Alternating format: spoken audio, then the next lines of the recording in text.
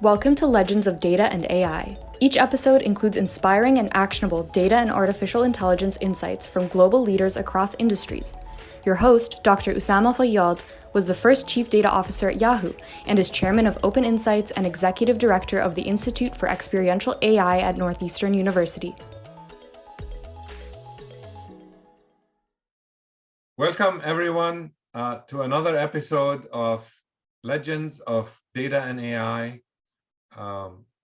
My name is Usama Fayyad. I am Chairman at Open Insights and Executive Director of the Institute for Experiential AI at Northeastern University. Very happy to have as my guest today, long-term friend, Kirk Borne, who's been in the industry for a long time. He came to it through astronomy, analyzing data science data sets, and then, of course, getting involved in the data science field from its early days onwards and working in many areas. Welcome, Kirk, and thank you for joining us. Usama, it's great to be here. Thank you. Thanks for that introduction, because I think you sort of preceded me in a lot of the steps you just mentioned by a few years. And so in a lot of sense, I sort of followed in your footsteps. So it's really excellent for me to be here today. Thank you. Very kind of you. So you had a long journey in AI and machine learning, and later, of course, data science, from astronomy and the Hubble Space Telescope through defense companies to being principal data scientist at Booz for a long time. To now being both with DataPrime and with your own consulting company. How do you characterize the evolution of data and AI as your career has progressed through all these years?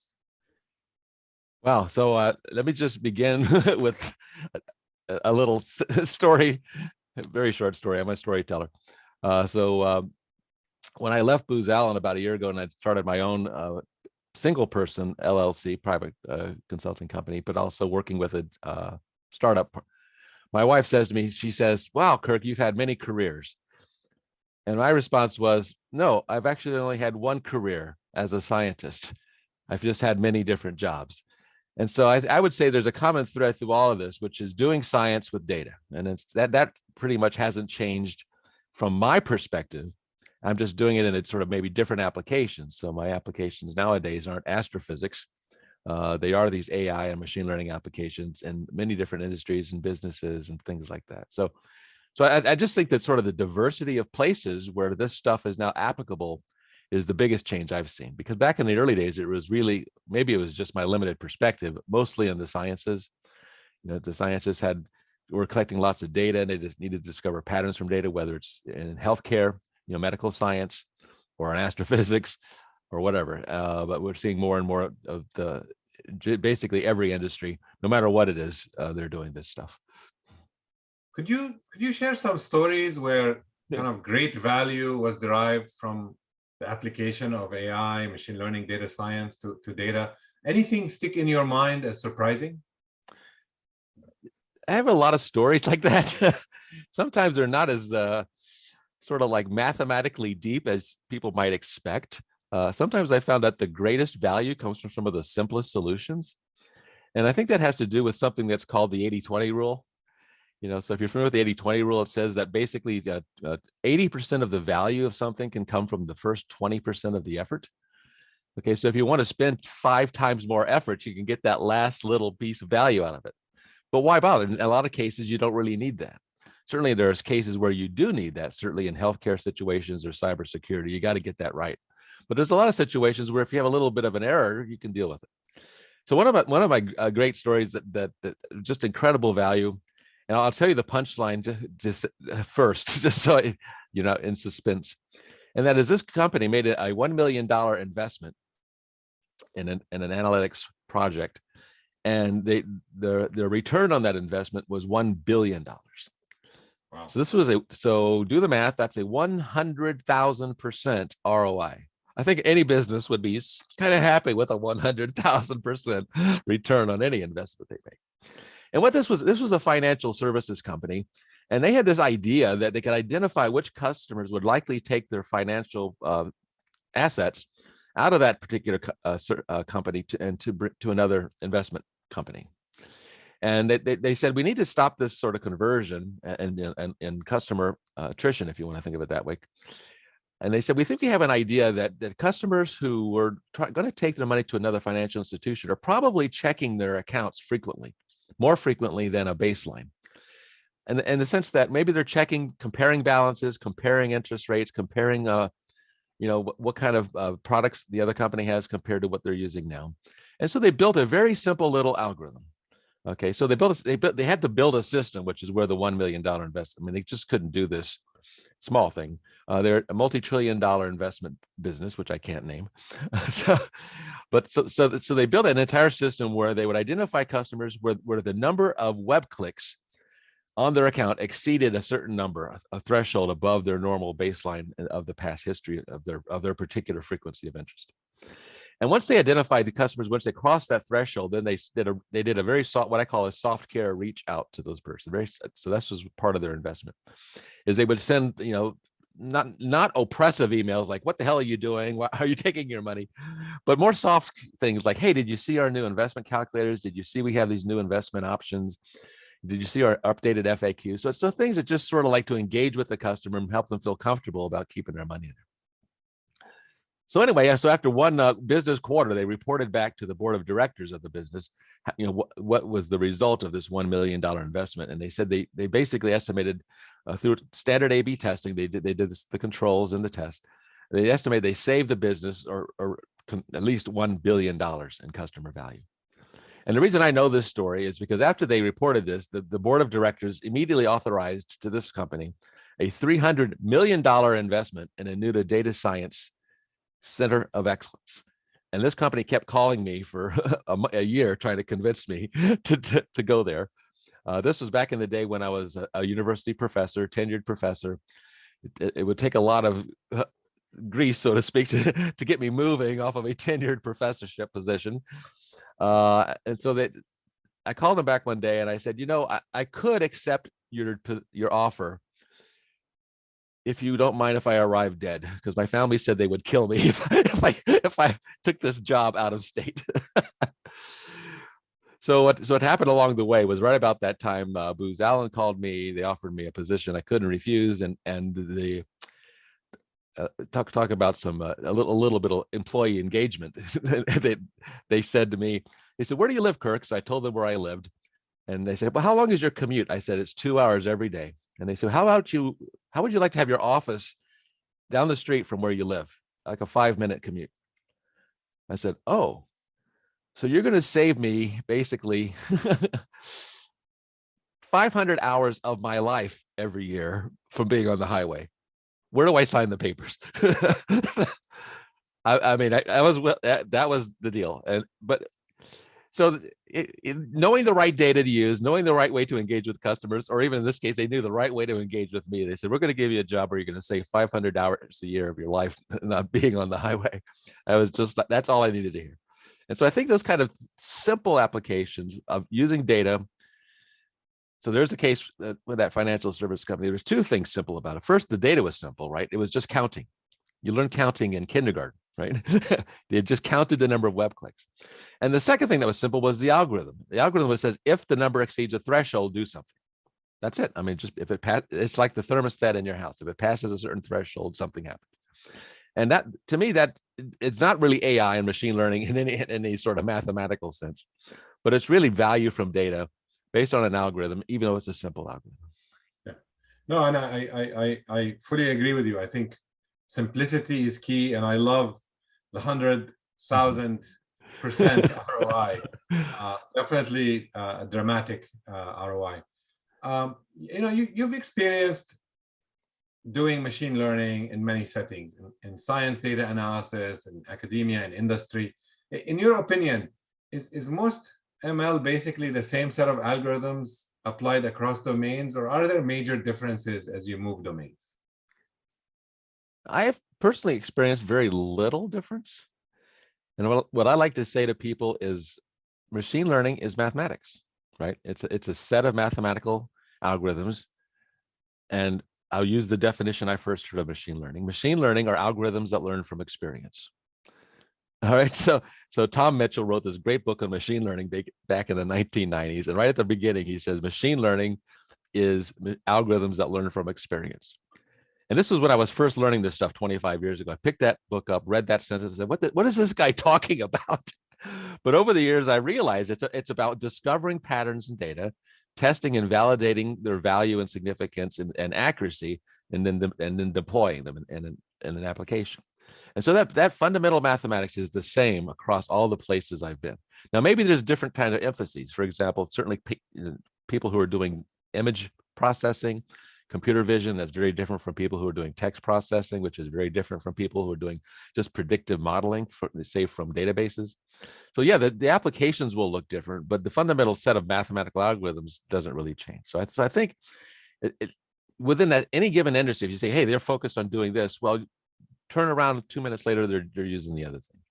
For example, I've done some looking at sort of like financial institutions, legal institutions, insurance companies, and they have, the traditional, it's the types of data to look at is in databases, but now they're extracting information from documents. So they're doing word processing, natural language processing, but they're applying AI to that to discover entities and relationships and the sort of the semantic meaning of the words. They're discovering logos in documents, they're discovering images in documents, and they're tagging those images with the content of the images. Okay, so you can say, find me all documents where there's pictures of dogs and cats or something. It's like you can ask that question now. So all kinds of businesses, whether they're marketing companies, retail companies, self-driving cars, right? So they're all sort of addressing similar kinds of mathematical questions, if you want to think of it that way. Pattern recognition is just pattern recognition, right? I agree. It's been my experience. How would you summarize your experiences at Booz Allen, where you were using data science in many domains and in different areas of applications, as you think about it? Was it kind of too much breadth, not enough depth, or a lot of depth? Well, certainly in the company, there was a lot of depth and breadth, okay, because it's 28,000 employees. That's the management consulting firm. People think that's a very boring thing to say. To me, it's an exciting thing to say because you're really affecting the strategy of an organization and how they should do things and how they should use data to do things and how they should use AI to do things. And so my role as an executive advisor is I didn't get too deep into the specifics, and sometimes I did. I'd be called in to maybe evaluate a particular model or algorithm or technique that our team was building, or to speak with the client about what's the value of this particular. So I was more at that executive level conversation, and I really enjoyed that because, again, to me, all science, and certainly data science, begins with the question, the business question, right? What is it you're trying to discover? What is it you want to know? You have an end in mind. I always talk about having that North Star, that mission, knowing where it is that you're trying to get to. And I used to call that system engineering. That's the kind of stuff I learned at NASA for 20 years at NASA. You spent some years in that environment. System engineering is that you understand what you want to build, and then from that you extract requirements, user requirements, system requirements, functional requirements, and so you back up before you build it by knowing where you're going. And I think a lot of business and science is really sort of equivalent in that sense. And so I found a sort of a natural thing for me just to go in and have those conversations, because sort of the mental process I was going through was really not that much different. And besides, like I said, my entire career has always been about science. So it's always about being able to be curious and creative, critical thinking, and sort of evaluate things, using numerics and data to do that. People think it's sort of weird, but it was sort of a continuum for me. It wasn't an abrupt change in any way in my life. And even though it might look that way from the outside, inside, I just felt like I was just continuing my career as a scientist. You did your PhD in astronomy at Caltech, yet you wound up working in data science in many areas far from science. How do you characterize the differences between doing AI, machine learning, and data science in the sciences versus in business? Well, certainly the scientific process, as I was saying, is very similar, but ultimately, of course, the value proposition is different, because in academia, it's about research papers, research grants, those kind of things, right? Whereas in business, it's about the bottom line. So there's certainly a different sort of like proof of value of what you've done. And so that much is different. And I think I've been fortunate enough to sort of like keep my feet in both of those things at the same time. because really, in some sense, I think back to my early days at Caltech. I mean, when I was at Caltech, early grad student, they forced us to write proposals for everything. We had to write a proposal to use the copy machine. We had to write a proposal to print something on the printer. And back in those days, we didn't have desktop computers, personal computers. We had to use the campus computer, and we had to write a proposal just for funny money. It wasn't real money. To use the computer. And the whole point of that is they were teaching us to write proposals. It wasn't that we were really required, really, in any fundamental sense, to write a proposal for those things. But they taught us how to write a statement, a sales pitch, if you will. Okay, and the proposals I'm talking about for those cases were like a paragraph, right? Of course, fast forward to my days when I was working for some big, large companies, we were submitting like 500-page proposals to major federal agencies. Very different.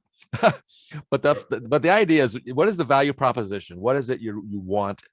What is going to be the outcome, the product of this?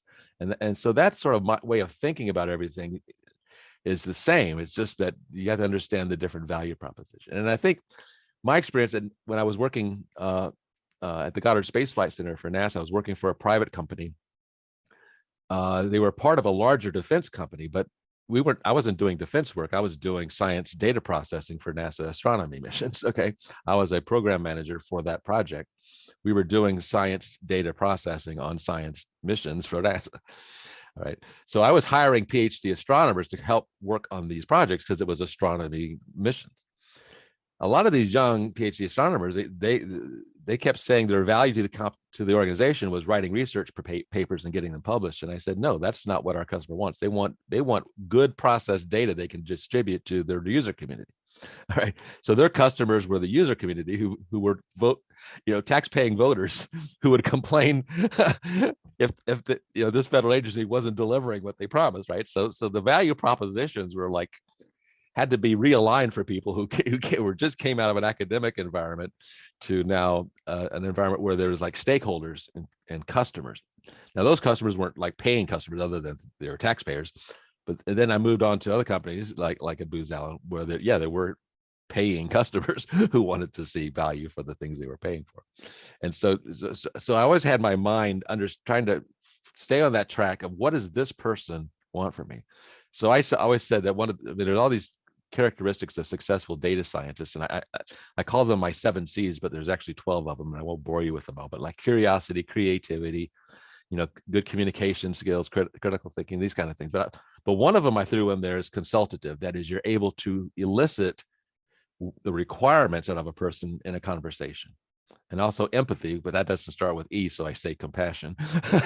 So being able to listen to what the person that you're talking to, what is their value proposition? What value are they looking for this? And can you turn around something that delivers that value for that customer?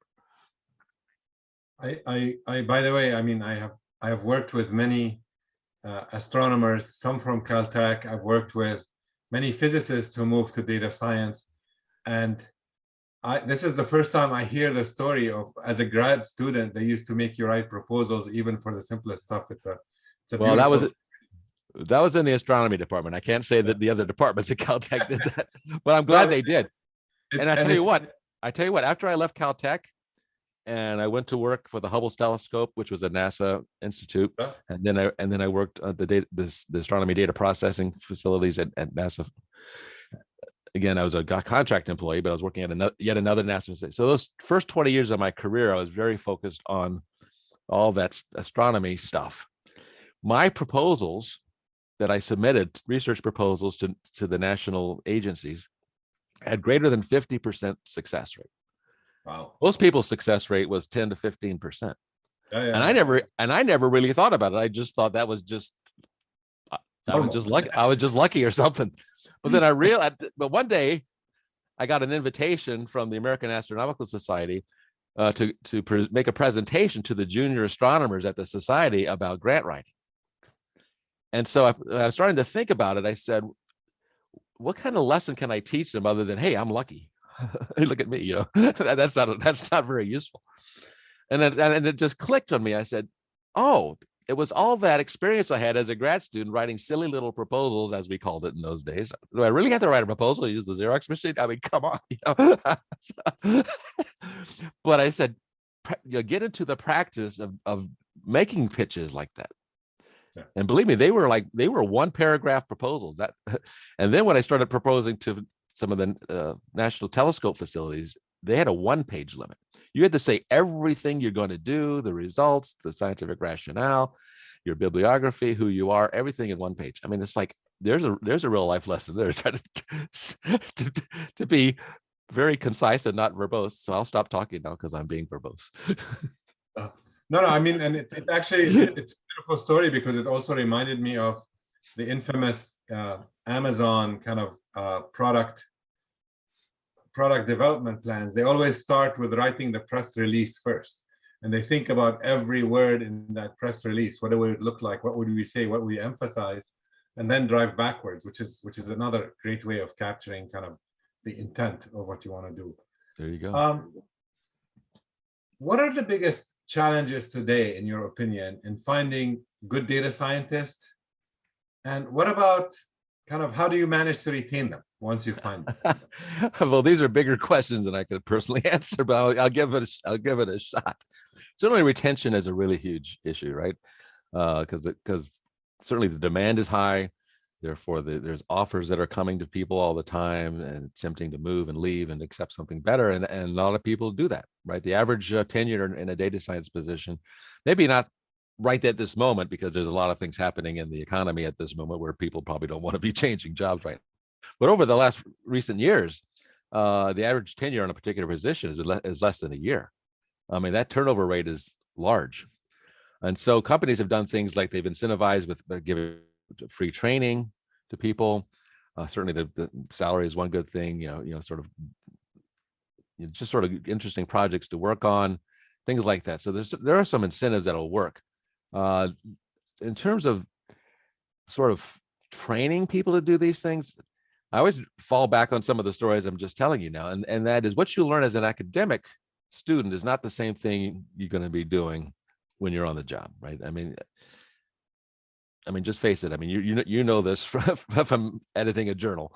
I mean, research papers in journals propose new, novel, algorithms that have never been thought of before, right? You can't be published unless it's a new algorithm. Well, companies are not looking for necessarily new algorithms, unless they're a startup and they need to have some secret sauce. And how are they different from everybody else? But your standard company is not looking for a big R&D effort out of you.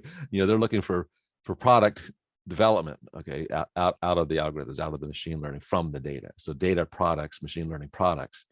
So the research angle is a little less than some people like to think when they. So there's sort of a mind transition that has to happen there.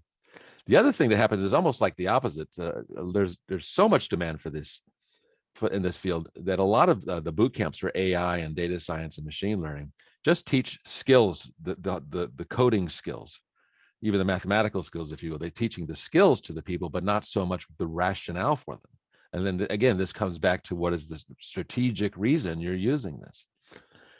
I like to tell this story, and I want to attribute to any particular group of people, but I was called in to look at the results of a project some young data scientists was working on, and they were doing a forecasting project for their client, right? And so they were doing a forecast across 33 different units. Okay, again, I'm going to try to keep this vague.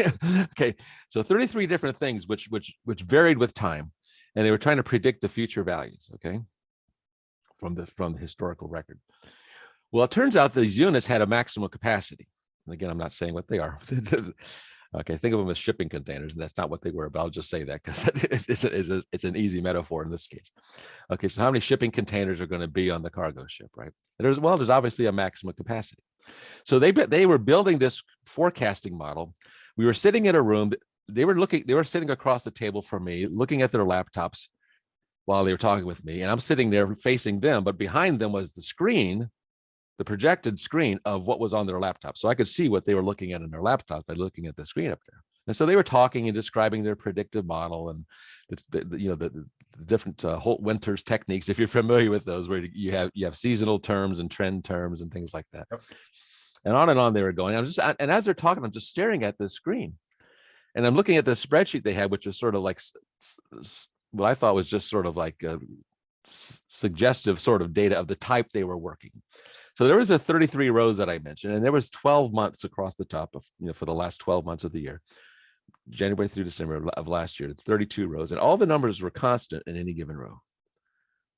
Every single, they were different for the 33 units, but for each month, it was the same number for that one, same number for that one.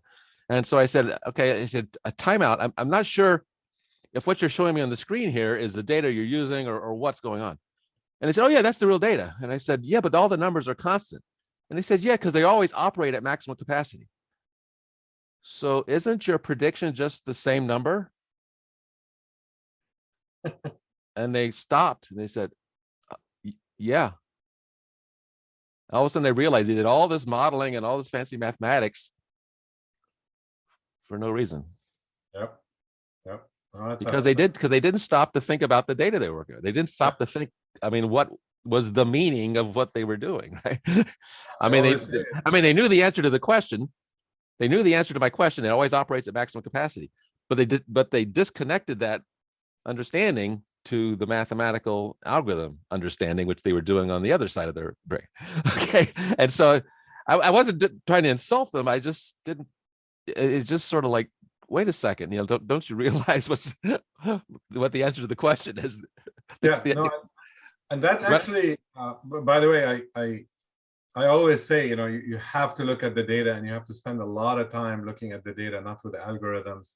Oh yeah, I have an expression for that. I always tell people to have your first date with your data. Yes. So people are familiar with data profiling, where you look at all the the trends, the min max, the ranges, the distributions of your data and the different features. And I said, have that first date with your data. Get up and personal, learn about your data, ask questions. Have that first date. Which actually takes us to my next question, which also relates to education.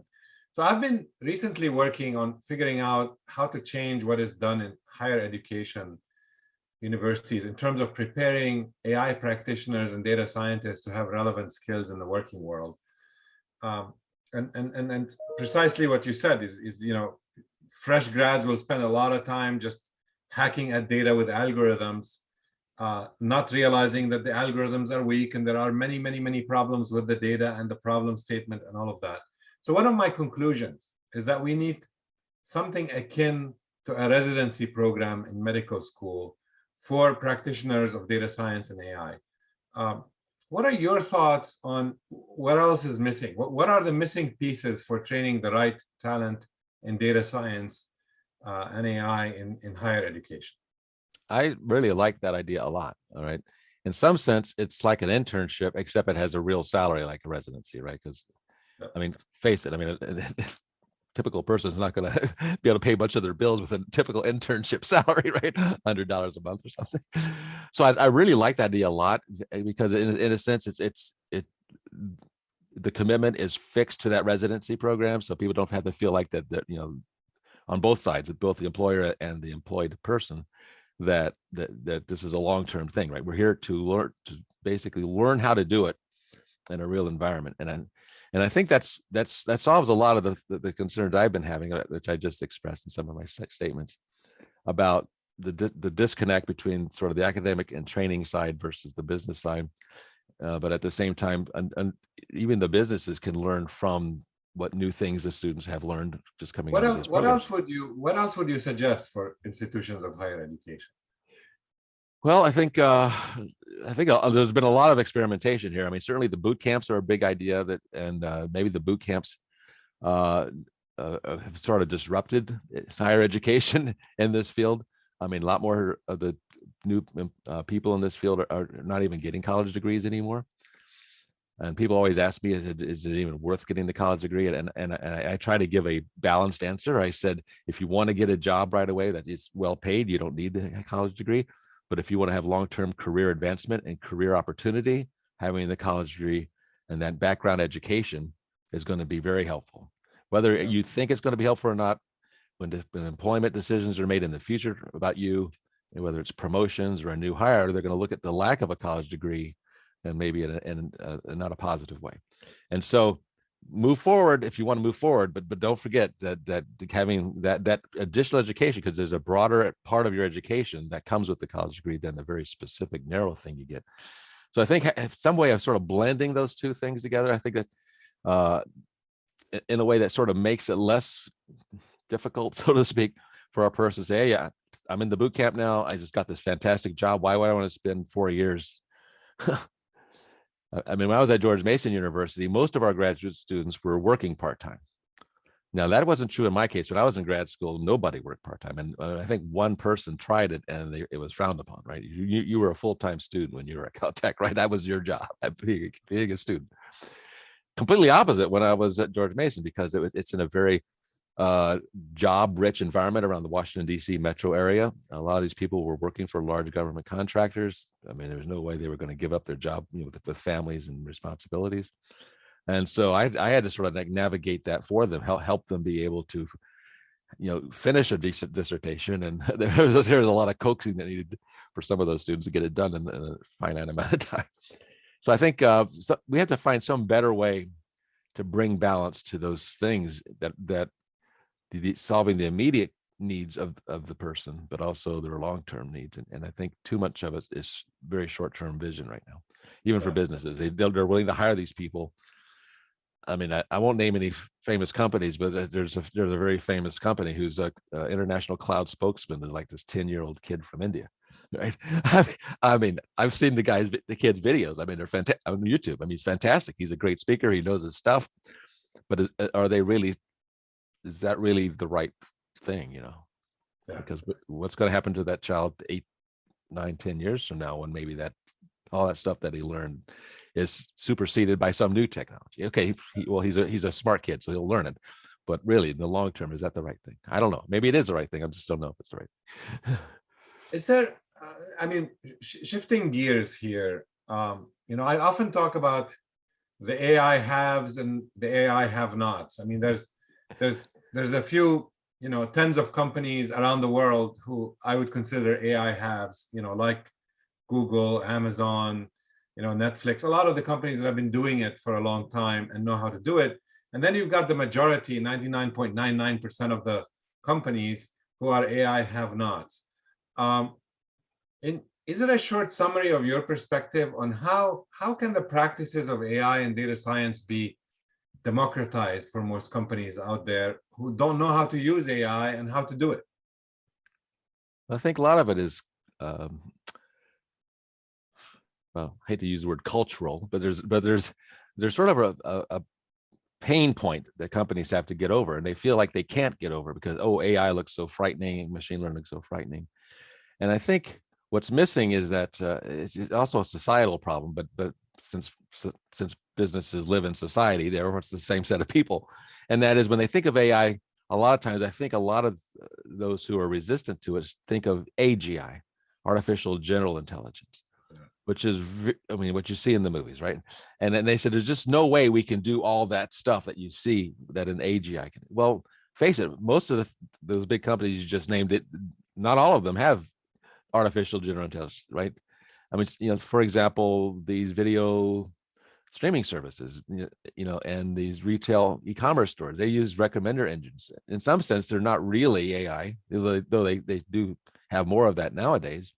But certainly back in the day, they were just association rule mining things that you learned in statistics 101. I mean, pretty powerful stuff as it turned out. I I always tell people, like 70% of the income of these large corporations like Amazon and Netflix, you can read the article, 70% of their income comes from, or revenue, comes from the recommender engine. So why not do it? So I think a lot of companies just need to know that they can get started right away without all the baggage. And not only that, they can rent a computer, so to speak. It's called cloud computing.